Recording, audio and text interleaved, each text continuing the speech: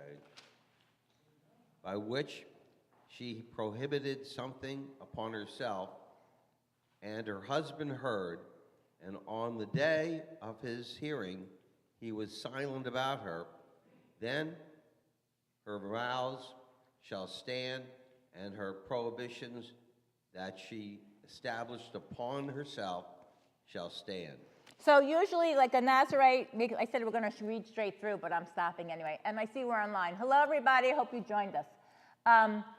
So usually you make a vow for 30 days. So she's made this vow, and then she's gotten married. So she's still under that. She's still under that vow that she has made, that oath. And now she's married, and he's like, "What? You promised you weren't going to wear your hair down, and I like your hair down. What are you going to do?" So that's really what we're talking about. 9, you're 9. We're 10. Okay. But if on the way of her husband's hearing her, he shall restrain her, and he shall revoke the vow that is upon her, or the utterance of her lips by which she had prohibited something upon herself, then Hashem will forgive her.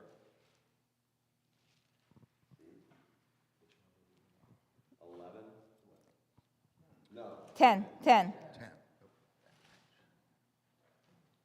The vow of a widow or of a divorced woman, however, whatever she has imposed on herself, shall be binding upon her.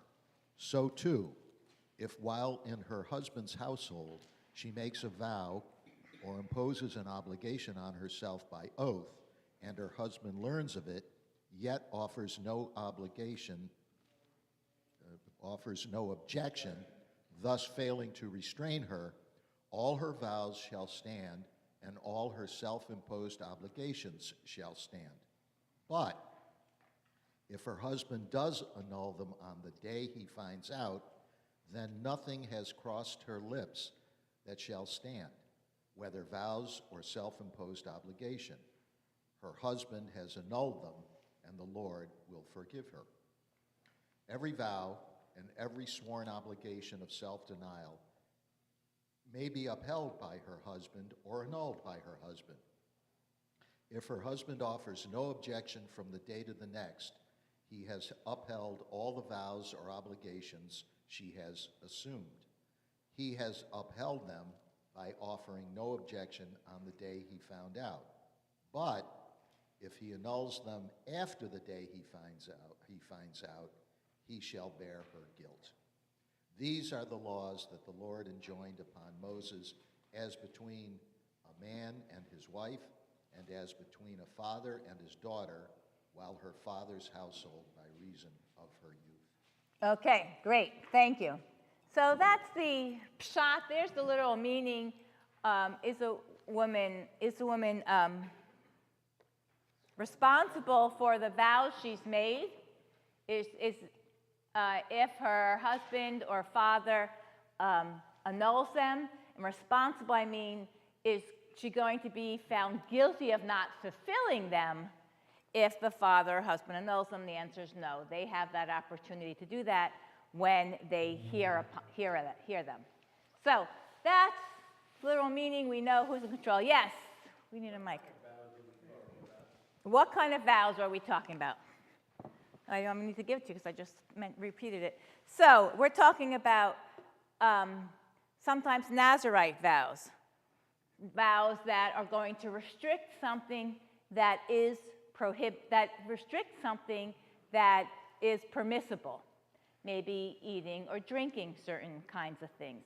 Maybe it could be an oath. An oath is a promise to God to do something in regards of an offering. So those are the kinds of things.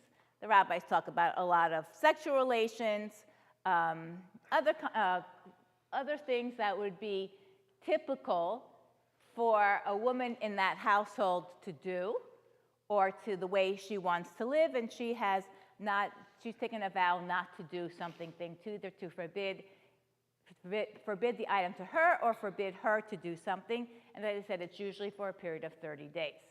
But here we see it can be annulled. So let's now look at our sheet, our very full, probably too full sheet.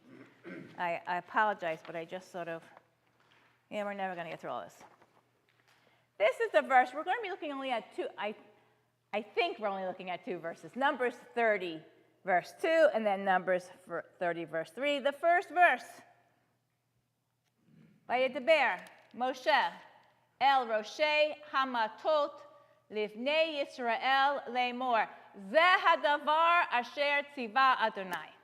Moses spoke to the heads of the Israelite tribes, saying, "This is what Adonai has commanded." We just read it. We think that Adonai has commanded the husband or the father to annul vows of a woman, and she will be free from those vows without any guilt for not fulfilling them. That's what we understood. That's what we think it is, but we're going to go further. So let's see. Who wants to read the Rashi? Who are we speaking to? Why is Moses calling the heads of the tribes? Where are we in the lineup of readers? Yes, wait, question. So we have here a situation where Yeah. we have here a situation where, in essence, women are treated as chattel.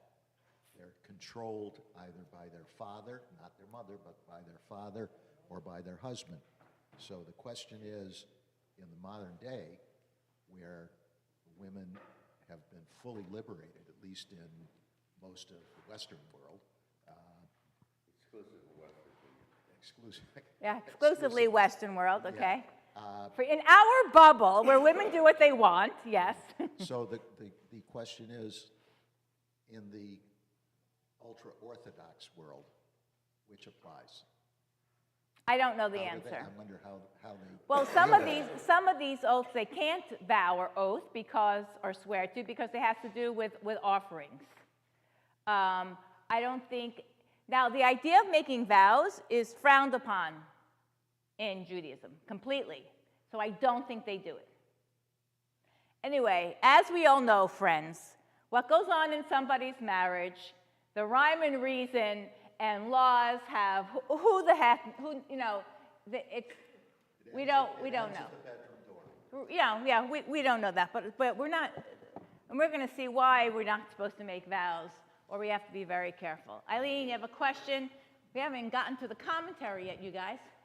In verse 4, it says, while still in her father's household by reason of her youth. So is that because she's a minor or because she's female? Why do they say by reason of her youth? Because a woman didn't move out of her house until she was married. So she was an unmarried woman living under her parents' jurisdiction, her father's jurisdiction. She was older, just not married, but she was Still. Remember, the Torah is bringing us protections for women that really didn't exist, although we can probably find some in some other codes. So although we are looking at this as restrictive, the idea that a woman was protected in her father's house or husband's house was a protection. But we're not really talking about women. So, Carol, into the mic, please, because the mics are pretty low. So I was thinking the same thing as Eileen. She is young. She's made a vow that the father knows she will never accomplish. Or it could be also that she herself want to get out of some of these vows. And that would be from the father's perspective. It might be a vow that affects the entire family. And he's, I don't like beans. Right. And also when she gets married, it's a change of life. She could have made a vow that now it's not going to work. Yeah. She herself cannot void that vow. So now is the opportunity. So rather than seeing it that way of trying to take her free will, trying to control her, it was for the, even for her, the better good, for her, even her decision of wanting also. Carol may have a point here. Carol certainly has a point that it could be that, she swore a vow And oh my goodness, it's really too hard. And the father knows this woman, this young woman that lives with him, and says, you know what, this is not really a good idea. She took it without thinking, which is really what we're going to be talking about. She took this vow. She didn't think through the consequences. He is able to annul it. So there's the positive side. And sometimes it's hard to translate these thoughts of the ancient world into our modern life. But oaths and vows were really important in the world that we're visiting through Torah. And in fact, there's a whole tractate in Talmud called Nedarim that deals with how you interpret this in a society. So it's a difficult portion for us to relate to from our modern experiences. So in a modern context, in the literal sense, it may be difficult, but in the big sense, it's not going to be difficult, and we'll see. The tractate Talmud is Nedarim, and what about Kol Nidre, right? Kol Nidre, that is all our vows. That's a big one. That's a big one we're familiar with. Rashi, who wants to read the Rashi slowly? Slowly. All of this English has to be read very slowly. Who are we up to? Yeah, let me check this mic. I think it's better. Or is it? Check. One. Go ahead, put it right to your And face. Moses spake to the heads of the tribes of the children of Israel. This does not mean that he spoke only to the princes of the children of Israel, and not to the people also, but that he showed respect to the princes by teaching them first, and that afterwards he taught the children of Israel. This explanation seems to assume that this was the general method of Siri, instruction. turn on flashlight. This is the word, and it is stated in the passage dealing with animals slaughtered outside the sanctuary. This is the word. What is the case here? It was addressed to Aaron and to his sons and to all the children of Israel, as it is said there, speak unto Aaron and unto his sons and unto all the children of Israel. So too, this was Siri, addressed turn to on all of them. flashlight. Okay, now you can hear better. I turned it up. Hey Siri, turn off flashlight. It's off now. Okay, good. All right. Sorry, made the sound better. Let's see. So Rashi's saying this is the word. There's a debate among the sages. Is God speaking? Is Moses speaking only to the heads of the tribe? What about everybody else? And so we understand that the instruction is, right? The instruction is he taught them first, and then afterwards the children of Israel. And this is the general method of instruction. So everybody hears it, and he's doing it a little bit of the time. Talking about what kind of oaths. Rashi is saying that these oaths are the animals slaughtered outside the sanctuary. All right. Okay, so now we know who is hearing this teaching. Everybody's hearing it. Let's go on with the Seforno. וידבר משה אל ראשי המטות, זה הדבר אשר ציווה. Anyway, God had commanded the basic legislation at Mount Sinai when he had said in Leviticus, "V'lo tishba b'shmi l'sheker v'chalalo." Don't take my name in vain, basically. Yeah, right. Do not, there it is. do not render a false oath in my name and thereby desecrate it. The plain meaning of that verse had not been that you must not deliberately swear falsely, but having sworn, you must honor your oath in all its details. A woman who is married and therefore subject to restrictions imposed upon her by the authority of her husband is not considered as having desecrated God's name when violating her vows or oath on that account, provided her husband had declared her vow void. Right. So this is important. She doesn't want to desecrate. It's another sin, right? If you make a vow and you don't fulfill it, that's now a sin. It's not just like, oh, well, change my mind.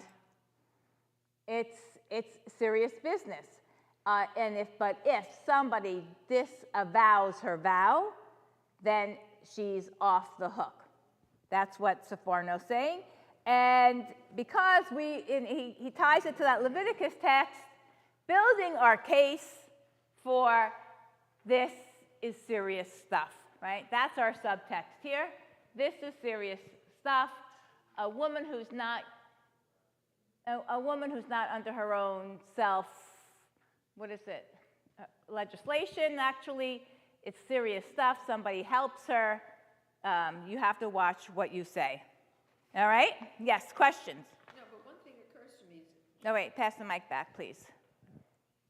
I mean, when it's talking about unmarried women, they married these women off, these girls off very, very early.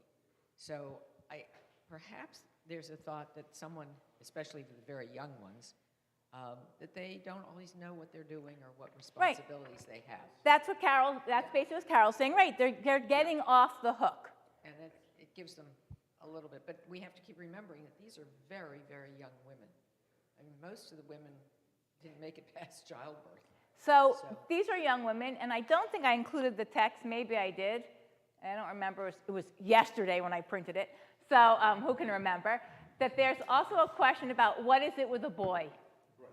And the boy is going to be, if he's 12, they'll examine him, and they'll see, is he able really to, does he really understand the consequences? So there's a discussion, right, of age. It's not, we're not talking about something that's so harsh. The punishment could be harsh, but it's the idea of what are we saying? What are we saying? Erica, wait, hang on. Let me Dr. Phil this right over to you. It seems to me that it is a given that the woman has almost incapacity to make decisions. But I read this mostly as who has to some degree, the authority to make the decision on behalf or over this person. And therefore, it's about almost a jurisdictional issue between father and husband at one point that changes to say that when she gets married, the father no longer has that authority because it's granted or given to the husband. But it's almost as if the woman has no ability whatsoever. It's mostly who's going to veto or consent over that decision. Well, they don't have to. She has the authority to make the vow. But it's just if they don't like it, maybe they'll say okay. And it's only, and if they don't deny it, if they don't disavow it in a certain time, then it stands. So there is the woman changes status from minor child to married woman. Her status regarding her vows don't really change.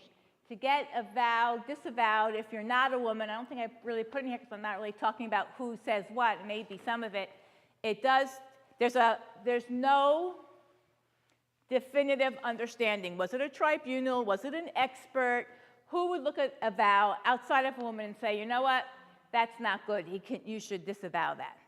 So it does happen for regular folks too, that their vows are disavowed. So maybe this is a chance to get this off the hook, get the girl or woman off the hook. Maybe it's just the way that society was, that this was somebody knew better or they thought they knew better. Well, we'll see. Yes. And then Ed will continue with Orach Is a Chaim. vow of marriage able to be disavowed after 57 years? Only with a tribunal. Give him a no. A tribunal. That's very funny. Ed's going to read the Or HaChaim. All right. An 18th century Torah commentary from Morocco. Right, and it's a lot of mystical stuff, not this section. The Hasidic movement has also taken from this, even though its origins are Moroccan. Another approach to our paragraph could be this. Moses told the heads of the tribes this whole legislation. He told the Israelites at large to honor their oral undertakings and to turn to the tribal heads in the event that they had some problem in fulfilling their vows. The latter would then inform them if their specific vows could be annulled or not. So there's an idea. Like just, Erica, going back to what you're saying. Who has the right to annul the vows? It has to be somebody outside of you. Keep going. Ed, please. A moral ethical approach would read together the words Lamor Zehadavar. This would reflect a teaching by Bamidbar Rabbah 22:1, where we are exhorted to be very circumspect with keeping vows and oaths. King Yanai owned 2,000 asses, and they all perished on account of a true oath, but an unnecessary one. And the example quoted in the Midrash has someone swear to his friend that he would consume a certain amount of food and drink in a certain place. And turning the page, both parties went to that place, and the one who had sworn the oath consumed the requisite amount of food and drink. A short while later, all his asses perished. The moral lesson to be derived from this is that if God is so particular about a true but needless oath, which a person swears, how much more particular will he be if someone perjures himself? In our paragraph, the Torah goes on record that there are certain vows and oaths that God commands people to swear, i.e., lemor ze hadavar, to utter this word. Livnei Yisrael, lemor. According to Sanhedrin 56, the word lemor is a reference to unchaste behavior, illicit sex. Okay. There's hardly any time we get into a discussion where some rabbi doesn't bring in illicit sex. I don't know why, but somehow it always comes in somewhere. So this guy, all of his asses were killed because he vowed, when I get to Arad, I go to the Breshit Hotel, ha ha ha, those of you who have been there, I'm going to eat and drink and watch over the canyon the sunset or sunrise. I guess it's, I don't know which it is. And I vowed to do this. And then he's punished. Why? It's foolish. So it's a foolish oath, meaning what? It accomplishes no valid social Taking God's name in vain by doing it. You're taking God's name in vain. It accomplishes no constructive social purpose. I love that. No constructive social purpose. Not for him. Why are people taking vows? That was one of the first questions. One of the reasons why people take vows is to strengthen their commitment not to do something. The rabbis also talk about this in the area of illicit sex. They know they're not supposed to do something. They make an adjacent vow, so they are really committed to something, a social contract, to something is going to be better for that individual if they do X. If nothing important is done, then why is it a vow? Again, he had some serious consequences. Eileen, hang on. This business of deciding what's worthy and what's not a worthy vow is very subjective, though. Who has the authority to say what's worthy and what's not? So, okay.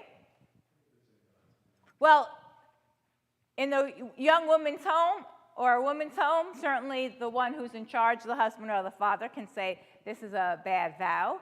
And according to this story, who had the authority to say it was a bad vow? Tribal heads. Oh, the tribal heads have that, but in this story of God had that authority.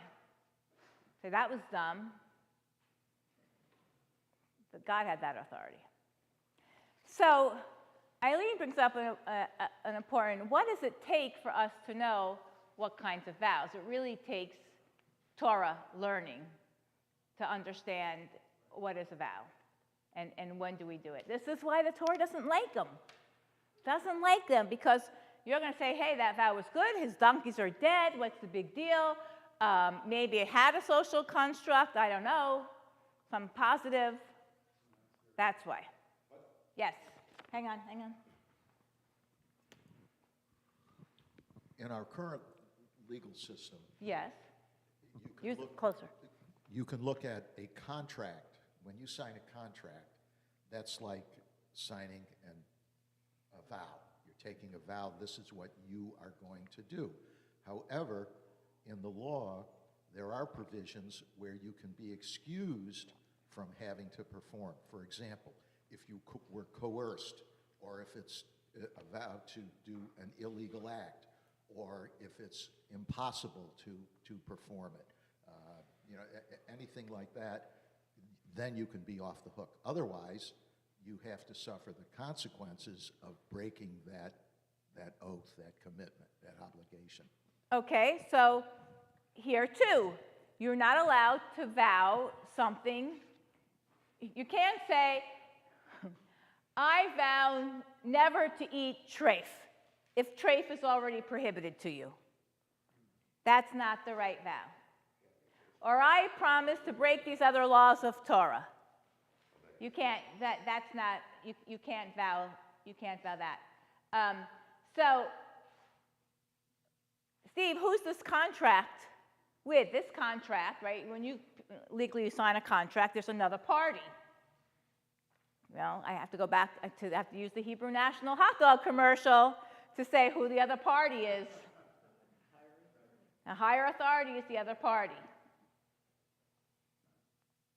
Right, it puts another weight on our words.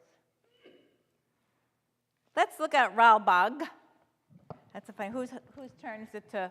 Thank you, Joe. We're on the second page, middle of the page. Ralbag. Yes. Yeah, use it close. The portion of Roshei Hamatot.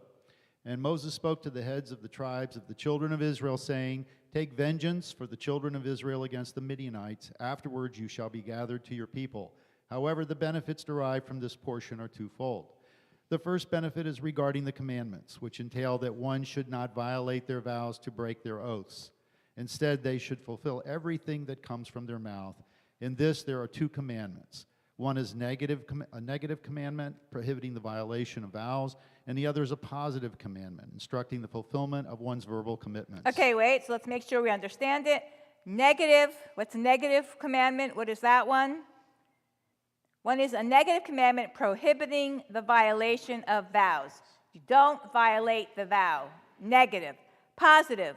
Verbal commitment. Fulfill what you said. Okay, keep going. The benefit? The benefit of these commandments is evident.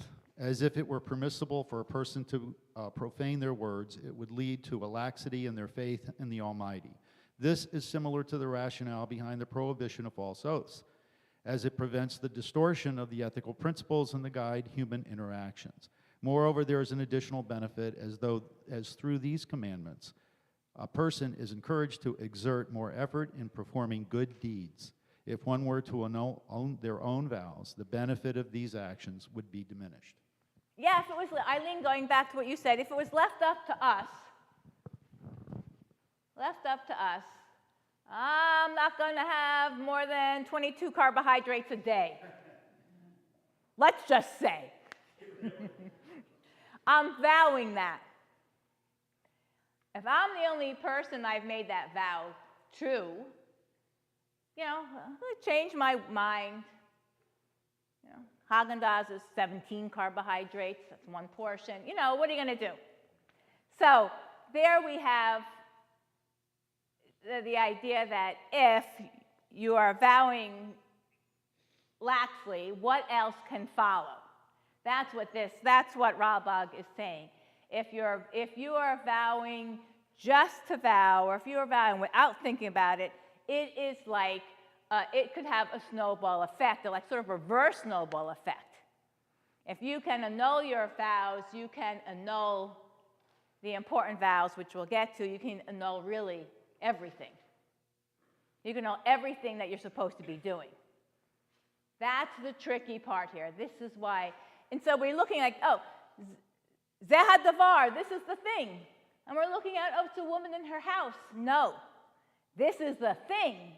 The thing is that if you are responsible for your own vows and you are not being careful, you can unravel the whole system, the whole ethical and moral system of Torah. Does a vow have to be made out loud? Yes, but some people say no.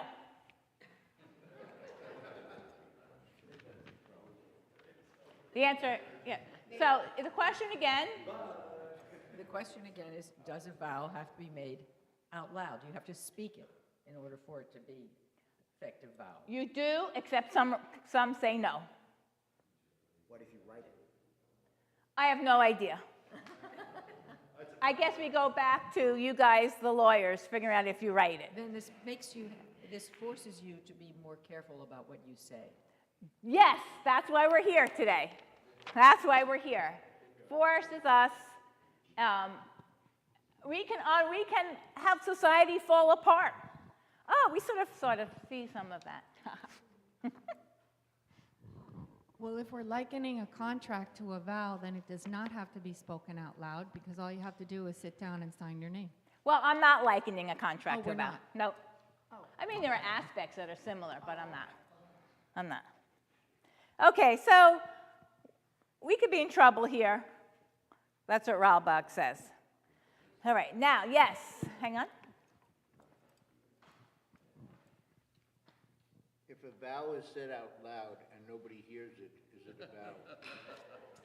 It's the same thing as if a tree falls in a forest. If a tree falls in a forest, the tree's down. Yes. Now, so we read here, some people think there are special utterances for vows, and certain vows there are. So look at the top of page 2. We just read this a little while ago. In our paragraph that was about this section, the Torah goes on record that there are certain vows and oaths that God commands people to swear. For example, lemor zehadafar, to utter this word, livnei Yisrael lemor. According to Sanhedrin, the word lemor, of course, again, as I said, is reference to illicit sexual relationships, but some are supposedly have an utterance. All right, on to the next verse. Look, we're doing 2 verses today. How awesome is that? Only 2. I could be here all day on this one, but I have to move on to something so interesting in the service today. Ish, and here we have a lot, so listen to the words in Hebrew. We have a lot of doubling. Ish ki yidur neder. It's the same root, making a vow. La Adonai. O, Hishiva, Shivu'ah, Lesur Isar, Al Nafsho, Lo Yachel Divaro, Kechol Hayotze Mepiv Ya'aseh. If a householder, okay, this translates householder, Ish. It says Ish. This is where we say, is a 12-year-old boy an Ish, a man or not? Yeah, they'll do an examination to see if he's smart enough. Okay. If a householder makes a vow to God or takes an oath imposing an obligation on himself, he shall not break his pledge. He must carry out all that has crossed his lips. I vow to kill that son and so. Is he obligated to fulfill that vow? No, because it's against the law. But you can, but that's what, remember, because if you break a vow, that carries a consequence itself, but not if you make a vow that's already impermissible to make. All right, so let's say, here's this guy, he's a whole bunch of words here. He vows a vow. He swears an oath. Rashi, who's on deck to read now, the Rashi word. Thank you, Scott. This is when one says, "Behold, I take upon myself an obligation which is as sacred to me as an offering, that I will not eat or that I will not do such and such a thing." One might think that if he swears that he will eat the flesh of an animal which has not been slaughtered properly, according to the rite that I may apply to him, the text, "He shall do according to all that goeth forth from his mouth." It, however, says, if he takes an oath to forbid something to himself, i.e. to forbid for himself something which is permissible to him, and not to make permissible that which is forbidden to him. So if you can't eat it, you can't eat it. If you can't eat it, you can't say, "I'm going to eat it." And then there's a question of, if you can eat it, should you say no? And if you're Nazarite, you can. You can do that. Remember, Nazarites, taking on the Nazarite oath mean you are not going to have anything from a grape, be it grape juice, wine, grape skins, the actual fruit. So you can, but it's not recommended. All right, let's see. So that was the Rashi, giving you a basic understanding of what that line means. You have to fulfill your vows, but what vows do you have to fulfill? Steinsaltz, here's something very modern. Let's go with that. Stuart, we're on almost the top of page 3. Moses begins with a general fundamental law.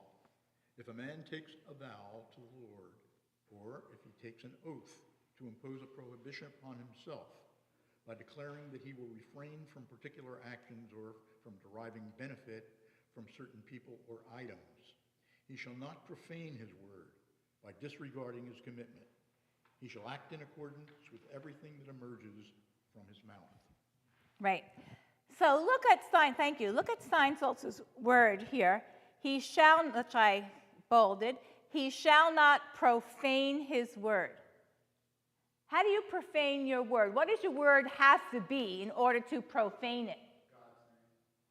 Maybe God's name. It has to, right? Your word has to be holy, sacred. You have to take this oath, Ladonai, in God's name, or your word is considered, if you're able to profane your word should be something like, whoo, way up here with full integrity. That's what Rashi's saying, that's what Steinsaltz is saying, that's what this text is saying. All right, this is a fun piece. Sano Orena. It's translated from a Yiddish work. I did not translate it. That's not one of my languages. It's a long piece, so if somebody goes slowly, we can play with this text. Sano Orena is written primarily for women. Yes. Oh, yeah, written for women. That's why it's in the vernacular, which is Yiddish, because not all the women read Lashon HaKodesh, the holy tongue, right? Most didn't. Thank you, Paul. Whose turn is it? Oh, thank you. If a woman makes a vow and she's still within her father's authority, and he forbids the vow, then she shall not keep the vow because her father forbade it.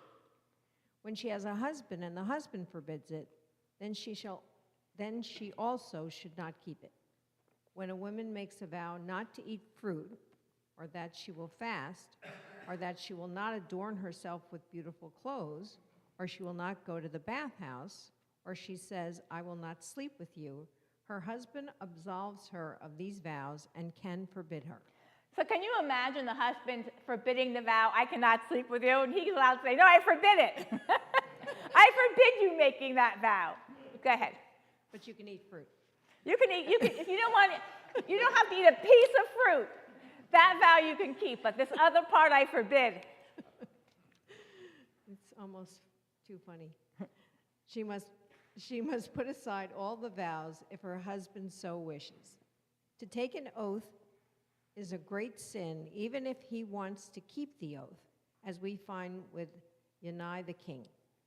He owed 1,000 cities, and they were all destroyed because of a true oath. A person said to his friend, I will go to the city, and he swore on it. He went and fulfilled his oath.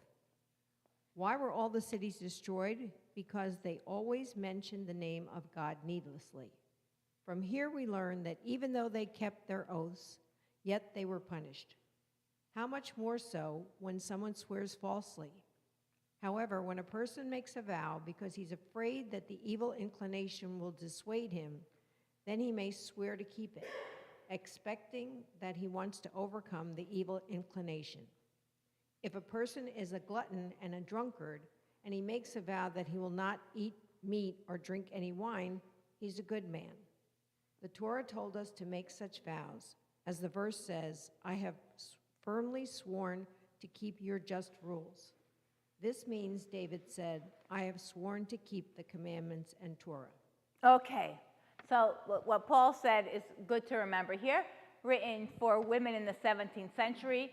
This writer is saying it's good to keep vows. What kind of vows?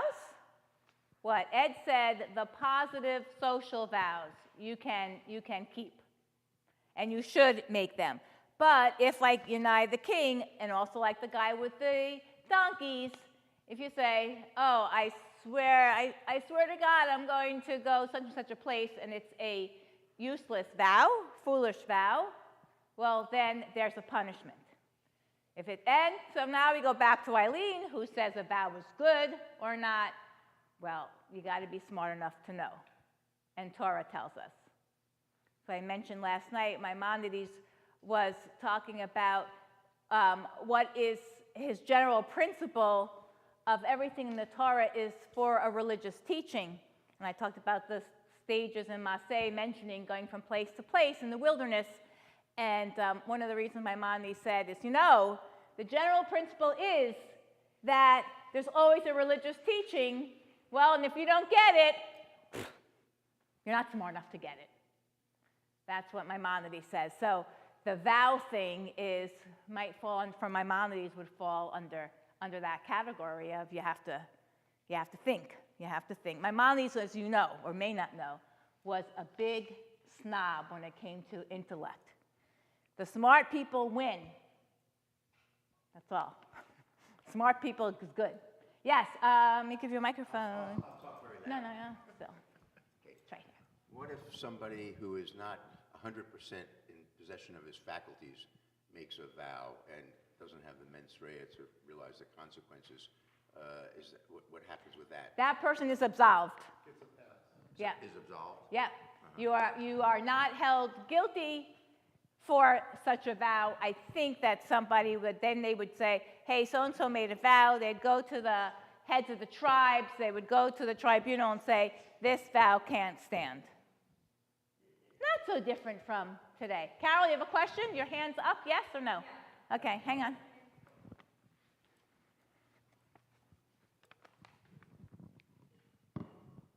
So a vow is a personal commitment between God and that individual. So we should therefore, I would assume then, because the husband and the father has a say in this, it means the vow affect them. Also, in those days, women live a very subjective life to the father and the husband. Or if they're in Saudi Arabia or most of the world today. Right. So our life, even though the vow may be good, our life could become miserable because of it. And for me, it might be a merciful act from God that no, they can, annul that vow. Also, in all good things, we can make bad out of it and justify it. Oh, so all good things we can make bad out of it and justify it. So even a vow which may be good, we can make it bad, misusing it. Yes, what do you want to? So the women's commentator gives an example of Jephthah in Oh, Judges. great example. Okay. I don't understand why that's okay. He vows that he's going to... The first thing out of his house will be offered as sacrifice. Right. He says if he wins a battle, then the first person that comes out. And then his daughter comes out to meet him, and he kills her. Right. I think I was looking at that yesterday, and it was weird because I wasn't clear on if it was a good vow or a bad vow. I think it was a bad vow. I mean, that should have been a disavowed. That should have been a disavowed vow. So where was the tribunal and all that? He should have had some guilt towards that. He was left to his own devices. He made this vow, and then he... Yeah, he may have not told anybody. But she knew it. The daughter knew about it because she asked for 2 years or 2 months reprieve so she could spend some time with her maidens. So she knew it. I mean, she didn't go to somebody and say, "Hey, my." Well, so that really, I don't think the asking the 2 months is actually in the text. I think it's that some of the midrash around the text. I'm not sure. I think so. I think who knows. Anyway, I mean, everything else we said today makes sense except for in the that text. story. No. Okay. Yeah. So that's a good example. It's a good example. All right, we're almost done. Oh, we're almost done. Rabbeinu Bachya. We have only 2 texts left. Whose turn is it to read? Who wants to read? Thank you. Before I read, Put the microphone closer, please, Alfred. Yeah, I think it's important to point out what they're trying to do here is to create a virtuous society, and they can only do that by creating virtuous individuals. This is a problem with societies, and Socrates actually spoke a lot about trying to create a virtuous society through virtuous individuals. And the way you do this is through vows and oaths. I mean, that's the end game here. Well, I think the end game is mitzvot, following commandments, without so many vows and oaths. I think that's because the vows and oaths are too darn complicated. And they may not even be subjective, but they are made by people who are not thinking them through sometimes. Let's see. Are you reading the rabbinic? Yeah. Great. Yeah. A midrashic approach based on Tahuma Matot 1, on the words. On the words, Ish ke yadur neder l'Adonai, a man who vows a vow to God. Midrash quotes God as saying to the Israelites, be careful before making a vow, not to violate it. As if someone violates a vow, he will eventually violate his oaths also. If that were to happen, he is as if he had denied God and all aspects of the Jewish religion. And there is no forgiveness for this, as the Torah has told us in Exodus 27, that God will not completely exonerate anyone who has used his name in vain. We have another verse on this subject in Jeremiah 4:2, and swear, as the Lord lives, God said to the people, do not think that it is permissible to utter such a kind of oath as the prophet quotes. There is a general prohibition of swearing an oath involving the name of God, unless the people doing so possess the following characteristics, described in Deuteronomy 10:20 as, you shall revere the Lord your God to serve him and to cling to him and to swear in his name. Only when you have fulfilled the conditions set out in the first half of this verse are you allowed to swear an oath using the name of the Lord. Okay. Again, you're going to, if you are not that person that's saying God's name and you are taking it seriously as a vow to God, you're going to unravel all of everything that Moses and God is trying to set up as a society. Khatam Sofer, who, by the way, really anti-reformist, anti-reform Jews. We don't always use them, but this is a really good one. And it was my own translation, so it's a little paraphrased. This is the thing that God commanded, going back to Numbers 30, verse 2. Zeh hadavar asher tzivah Adonai. This is the thing God commanded. All the Torah is based on this commandment, Khatam Sofer says. All the Torah is based on this is the thing that God commanded. Violating the oath you have taken upon yourself can lead to transgressing the entire Torah from Sinai. Hence, the vows made at Sinai. What was the vows made at Sinai? Na'aseh v'nishma. We will do and we will hear. Will be violated. They'll be canceled and annulled. If you're going to make vows and not fulfill them, who can trust you not to follow Na'aseh v'nishma? We will do and we will hear. Vowing is oath, unless you're that special person, is problematic. When you don't fulfill them, you're going to cause unraveling of the whole system. This is the thing that God commanded. The whole Torah is based on this commandment, taking your word seriously. The whole Torah is based on this commandment. If we've promised to follow and do mitzvot, that's our word. The whole Torah is based on that. Without that, nada. Klum shum, nothing.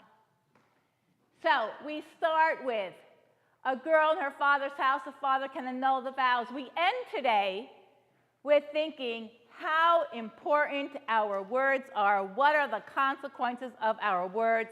How can they affect others? What is it Gary Chapman in his book, seven love languages, something like, words can be bullets or words can be seeds. Words can destroy or words can be reason for growth. And that's what these two verses are saying in many ways. Okay, toda rabah, Shabbat shalom, everybody. Honey, applaud louder. Yeah, better.